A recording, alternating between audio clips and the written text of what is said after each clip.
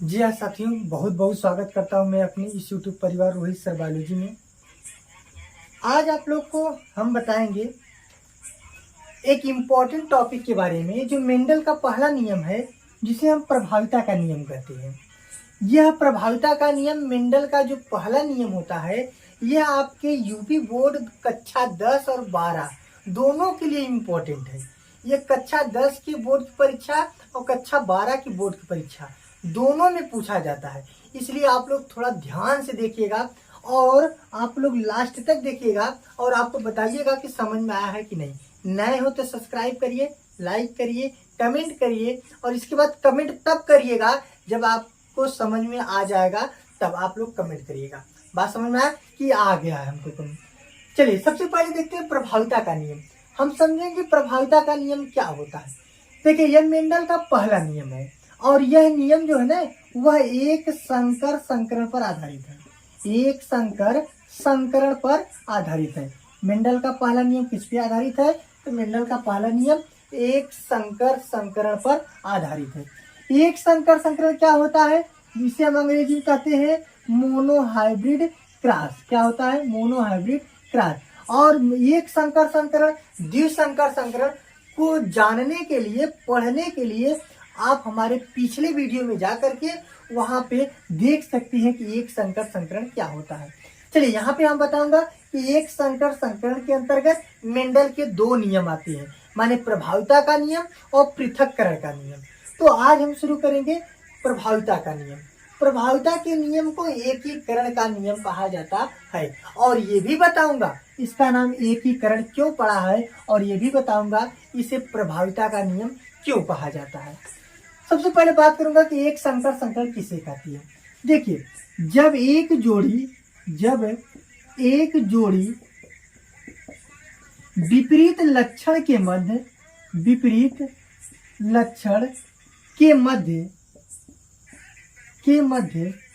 संलयन कराया जाता है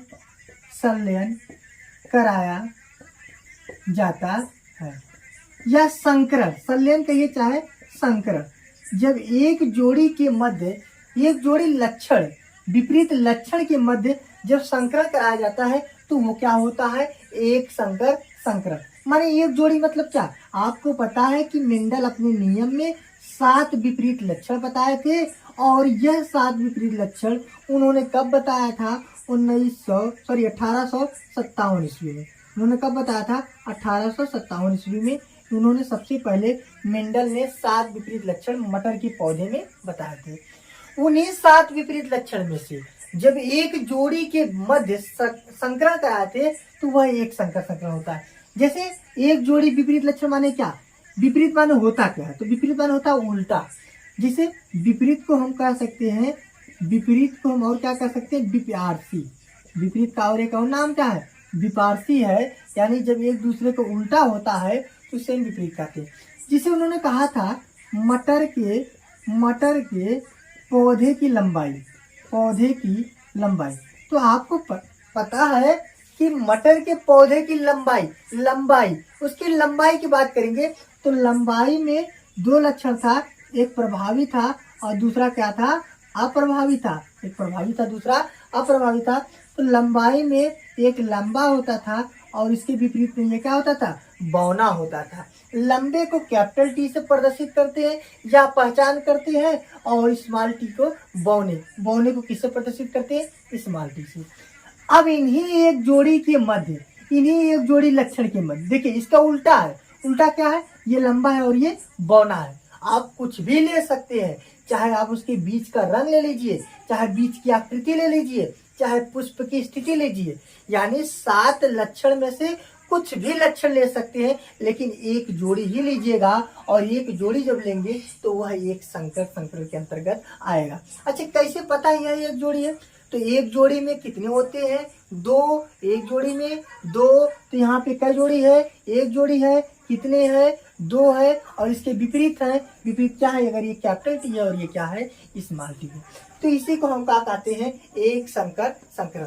माने एक जोड़ी विपरीत लक्षण के मध्य जब हम संलयन करा देते हैं, यानी कैपिटल टी स्मॉल टी, इधर कैपिटल टी स्मॉल टी, फिर इधर कैपिटल टी स्मॉल टी, ठीक है ना? इधर कैपिटल टी स्मॉल टी। अब इसी को हम क्या कहते हैं, एक संकर संकरण। अब यहीं पर अगर हम दो जोड़ी ले लेते, कितने जोड़ी लेते, एक जोड़ी यहाँ एक जोड़ी यहाँ, कितना जोड़ी, दो। इसके विपरीत क्या होगा, small i small i small y small y. तो यहाँ पे दो जोड़ी है और ये इसका विपरीत है, उल्टा है, तो यहाँ पर एक संकर संकरण नहीं, यहाँ पर द्विसंकर संकरण होगा। कितना क्या होगा, द्विसंकर संकरण। आपको समझ में आ रहा होगा, ठीक है ना। चलिए अब हम मेंडल के प्रभाविता के नियम की ओर चल रहे हैं। मेंडल की प्रभाविता का नियम आप लोग नोट करिएगा, ठीक है, आप लोग इसको नोट करिएगा, मेंडल के प्रभाविता के नियम को। चलिए क्या नियम है, कह दीजिए, जब एक जोड़ी, क्योंकि एक संकर संकरण पर आधारित है, जब एक जोड़ी विपरीत लक्षण वाले, जब एक जोड़ी विपरीत लक्षण वाले, आप लोग को बता दे रहा हूं, आप लोग कॉपी कलम लेकर के नोट करते हुए चलिएगा। आप लोग अभी इतना रिवीजन कर डालिए बायोलॉजी में, आपको कहीं दिक्कत नहीं होगा, ठीक है। एक जोड़ी विपरीत लक्षण वाले नर तथा मादा, यानी कुछ भी लक्षण हो, नर का हो चाहे मादा का हो। अगर नर मादा नहीं लिख रहे हैं तो भी सही है। एक जोड़ी विपरीत लक्षण वाले के मध्य, या एक जोड़ी विपरीत लक्षण वाले नर तथा मादा युग्मकों के मध्य, नर तथा मादा युग्मकों के मध्य संलयन को, संलयन माने मिलाना, संलयन को एक संकर संकरण कहते हैं। तो नियम क्या होगा, जब एक जोड़ी विपरीत लक्षण वाले मध्य युग्मकों, जब एक जोड़ी विपरीत लक्षण वाले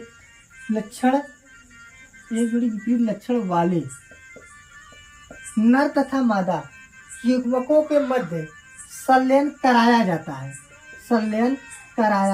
जाता है, तो F1 पीढ़ी में कौन पीढ़ी आएगा, F1 पीढ़ी आएगा।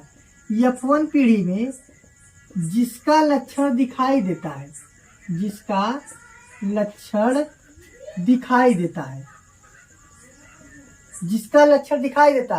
उसे प्रभावी कहते हैं, और जिसका लक्षण नहीं दिखाई देता,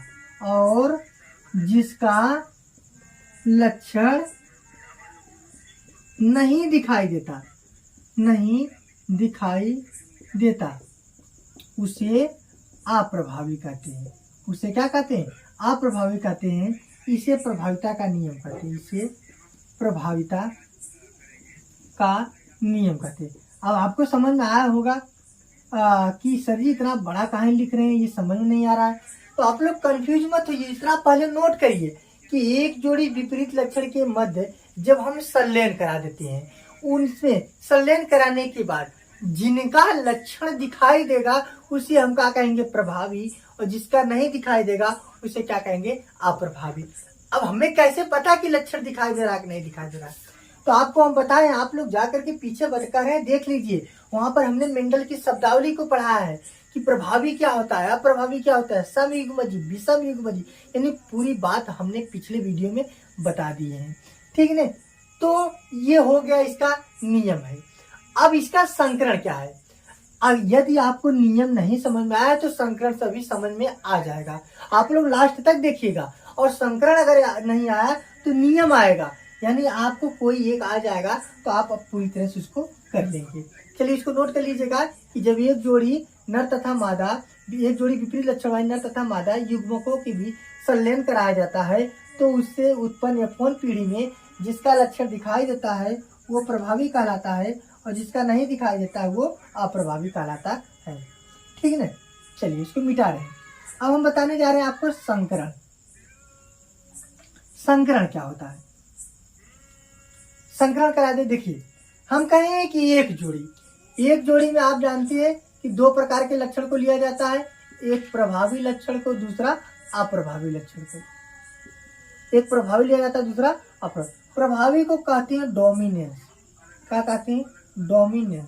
इसे क्या कहते हैं, रिसेसिव, क्या कहते हैं, रिसेसिव। इसे डोमिनेंस कहते हैं और इसे रिसेसिव कहते हैं। तो ये लक्षण क्या है, पौधे की लंबाई। तो पौधे की लंबाई का संकेत क्या है, कैपिटल टी, और अप्रभावी क्या है, स्मॉल टी। कितने जोड़ी है, एक जोड़ी है। एक जोड़ी को हमने क्या बताया था, एक संकर संकरण, और एक जोड़ी है और ये इसका विपरीत है, विपरीत वाले उल्टा। हमने कहा है ना कि एक जोड़ी विपरीत लक्षण वाले युग्मकों के बीच जब संलयन कराया जाता है तो उनसे उत्पन्न F1 पीढ़ी में जो संतान उत्पन्न होगा उनमें जिसका लक्षण दिखाई देगा वो प्रभावी होगा और जिसका नहीं दिखाई देगा वो अप्रभावी होगा।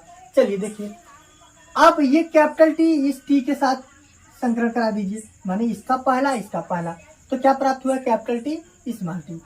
अब ये इसको उठाइए, लास्ट वाले इसका आइए, कैपिटल टी स्मॉल टी, ये कैपिटल ये स्मॉल है, ठीक। अब सेम ऐसे इसके भी कराइए, इसको ये पहले के साथ कराइए कैपिटल टी स्मॉल टी और इसको कराइए लास्ट वाले के साथ, ठीक ना। ये कौन पीढ़ी है, F1 पीढ़ी है। कौन पीढ़ी है भैया, F1। अच्छा, F1 पीढ़ी किसे कहते हैं, F1 माने पहला पीढ़ी, माने दो जनक के बीच जब संलयन होगा तो उनसे उत्पन्न जो पहली पीढ़ी होगी उसी को क्या कहते हैं, F1 पीढ़ी। जैसे माता पिता है, माता पिता को जो दादा है तो दादा का जो बेटे पापा है तो वो उनकी पहली पीढ़ी है, और पापा का हम भी पापा की पहली पीढ़ी है, यानी दादा चौथी पीढ़ी हुए हैं, दूसरी पीढ़ी है। पहले कौन है, पापा, दूसरे कौन है, हम। तो इसी प्रकार से ये जनक में संलयन कराने के बाद जो पहली पीढ़ी प्राप्त होती है उसी को F1 पीढ़ी कहा जाता है। क्या कहा जाता है, F1 पीढ़ी कहा जाता है। समझ में आ गया, ठीक है। अब देखिए F1 पीढ़ी में जिसके लक्षण दिखाई देते हैं, परिभाषा नोट किए होंगे आप, नहीं नोट किए हो तो पीछे जाकर के देख लीजिए। हमने कहा है कि जिसमें F1 पीढ़ी में जिसका लक्षण दिखाई देता है वो प्रभावी कहलाता है और जिसका नहीं दिखाई देता वो अप्रभावी। देखिए ये कैपिटल टी है, ये स्मॉल टी है, यानी ये लंबा पौधा या बौना। आप बताइए लंबा पौधा आपको दिखाई देगा कि बौना दिखाई देगा, तो आप कहेंगे लंबा दिखाई देगा, ठीक है ना। इधर भी क्या होगा, लंबा दिखाई देगा, इधर भी लंबा, यानी जो दिखाई दिया वो प्रभावी है और जो नहीं दिखाई दिया वो अप्रभावी है। बात समझ में आया कि नहीं। अच्छा, F1 पीढ़ी में कैसे पौधे प्राप्त हुए, ये लंबा है, कैपिटल टी क्या है, लंबा है और सभी लंबे हैं, लंबा तो सभी है, ठीक ना, सभी लंबे है, लेकिन सभी शुद्ध लंबे नहीं है, यानी ये कैपिटल टी कैपिटल होता तब न शुद्ध है, यानी इसमें स्मॉल टी आ गया, क्या ये शुद्ध है, अब नहीं है, ये लंबा बौना का मिक्स हो गया, ये लंबा लंबा है तो ये शुद्ध है, ये क्या है, अशुद्ध है। तो ये बताइए शुद्ध है क्या शुद्ध, तो आप कहेंगे अशुद्ध है, कह दीजिए सभी अशुद्ध लंबे, सभी अशुद्ध लंबे पादप प्राप्त हुए, ठीक है। ये है मेंडल का पहला नियम। अगर किसी को समस्या होती है तो आप कमेंट बॉक्स में पूछ सकते हैं। सिंपली तौर से सुनिए, जब एक जोड़ी के बीच में हम संलयन करा देते थे और उससे उत्पन्न F1 पीढ़ी में जिसके लक्षण दिखाई देता था प्रभावी, जिसका नहीं दिखाई देता था अप्रभावी होता है। और इसमें संलयन जब करा लेंगे उसके बाद लास्ट में सभी अशुद्ध लंबे पौधे प्राप्त होंगे, कौन सी पीढ़ी में, F1 पीढ़ी में। चलिए, ये ऑफलाइन क्लास में हम मेंडल के पहले नियम को समाप्त किए हैं। अगले वाले वीडियो में हम मेंडल के दूसरे नियम को लेकर आएंगे। अच्छा, हमने कहा था कि बताएंगे प्रभाविता का नियम क्यों कहते हैं। देखिए, क्योंकि ये प्रभावी है, जो दिखाई दे वो क्या है, प्रभावी है, इसीलिए इसे प्रभाविता का नियम कहते हैं।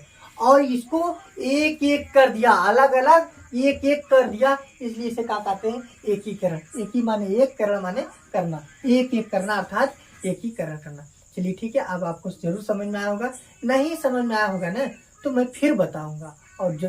और हमें ऐसा तो लगता नहीं कि आपको नहीं आया होगा। ईमानदारी से लाइक करिए, कमेंट करिए और अपने दोस्तों तक जितना ज़्यादा शेयर कर देंगे उतना ही अच्छा रहेगा। अगले वीडियो में मिलते हैं, तब तक के लिए नमस्कार, जय हिंद।